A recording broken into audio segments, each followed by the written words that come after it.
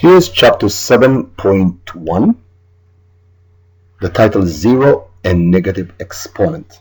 As usual, I hope you have your notes ready, so you could copy what you see on the screen, and you could always pause the video anytime you want.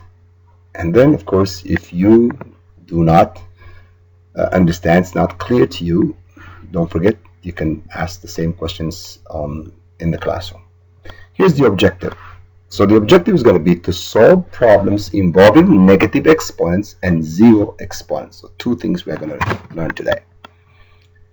Now remember, a negative exponent is an inverse of the number. Inverse or reciprocal. Here's what I mean. For example, if I raise, this is your first time you're seeing this one, so be careful now. If I raise a number to a negative exponent, it means I will inverse that number. Same thing applies. Inverse means 1 over a, and the negative exponents now is gone. Now let's practice simplifying these expressions. You are going to do the same thing you just saw. Pause the video, and then I'll come back and show you the answers. Okay, I hope you are done. So now look at number 1. 3 raised to negative 1, just like we did with the a, it's going to be 1 over 3. Number 2, the same thing. 5 to the negative 1 is going to be 1 over 5. Now look at number 3, I'm sorry, it's negative 2. Therefore, it's going to be the same number except as a reciprocal of that number. Means 1 over 4 squared, which is going to be 1 over 16. Okay, let's look at number 4. Same thing we did with 3. Okay, that's going to be 1 over 6 squared, which is 1 over 64. 36, I'm sorry. Let's go to number 5. Now remember, the negative 1 will be applied to 4 and 5. So the entire fraction is going to be reciprocal. Okay, so 5 over 4. Now number 6, the same thing, except now 2 will be squared and 3 will be squared, and they will be reciprocal. It's going to be 9 over 4. Did you get that? Okay. Remember, if you don't understand it, you can ask in class. Okay, let's go to the next one. Now, negative exponents follow rules of exponent. Remember the rules of exponent we learned in the previous video, right? Rule of common basis. Now, let's follow the rule of common basis here now. Remember, rule of common base says what? If you have the same base, you add the exponent. In this case, it's going to be x a plus b. Now let's look at numbers. 2 to the 5th times 2 raised to negative 2. So what happened now? We are going to add them. Remember, when you add opposite signs, you're going to subtract. Therefore, so the answer would be what? Did you guess it? 2 cubed, which is going to be what? 2 times 2 times 2. Please never multiply 2 times 3 and call it 6. It's 8. Now, let's look how we can show this in here. 2 to the 5th is 32, right?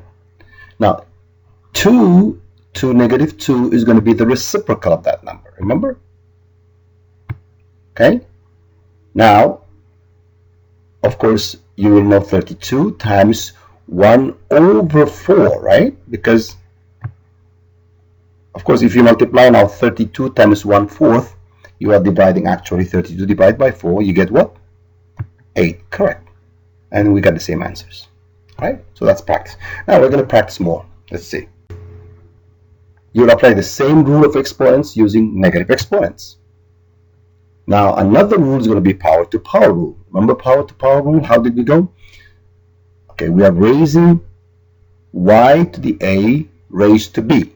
So what do we do to a and b? Remember the rule? Rule of power to power rule is multiply. Thank you very much. So you multiply a times b. Let's apply the same thing now. 3 cubed raised to negative 2. So what do we do to 3 and negative 2? We multiply them. When we multiply them, of course, we get 3 to the 6, negative 6. Okay, now how do we write that? We are going to do the reciprocal of that, or the inverse of that would be 1 over 3 to the 6. Of course, you're going to multiply now. Please do not say 3 times 6 you go to 18. You're going to multiply 3 times 3 times 3 times 3 times 3 times 3 times 3 6 times, which is going to be 1 over 729. Okay, big number. Now let's see how we can do that. Okay, 3 cubed is 27 raised to negative 2. Now what do we do here? We do the inverse of that.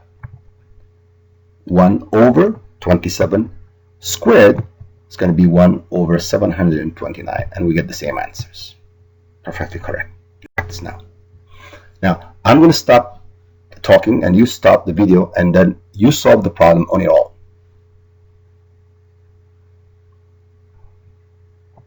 Okay, I'm going to give you the answers for number 1 now. Remember, 5 to the 4th stays. 5 to negative 2 will be inverse of that. So 4 minus 2 is going to be 5 squared. Now here, number 2, remember there is a power to power rule, so I'm going to multiply them, right? When I multiply them, it's going to be 8 to the negative 2. Of course, inverse of that's going to be 1 over 64. 8 times 8. Number 3, remember power to power rule first applies, right? Now when you do rule of common basis, of course, you're going to end up with 7 over negative 1, and we do the inverse of that one. Let's look at number 4. They have the same basis. Therefore, what do I do? What rule applies? Rule of common basis. So 2, negative 4, and positive 1. All right, that gives me 3 to negative 1. Of course, the reciprocal will be 1/3. Again, rule of common basis tells me to add. I mean, there is no rule of common basis in this case, so that's very, very tricky. I almost got fooled by that. So 2 cubed will be 8, and then we do the reciprocal of 5. It's going to be 1 over 25, and then the answer is going to be 8 to the 25th. Here again, first rule of common basis, number 6, and then we multiply power to power rule, and we get 4 to the 4th, which is going to be 256. Very good.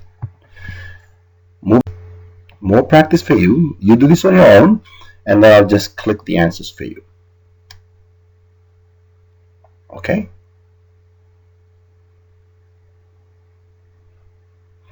Now that you have hopefully finished doing it on your own, here are the answers. Remember, if you still are confused, just shoot me an email or come to class and ask questions, and it will be very easy. Remember, you can pause the video and look where you may have made a mistake or not. Okay.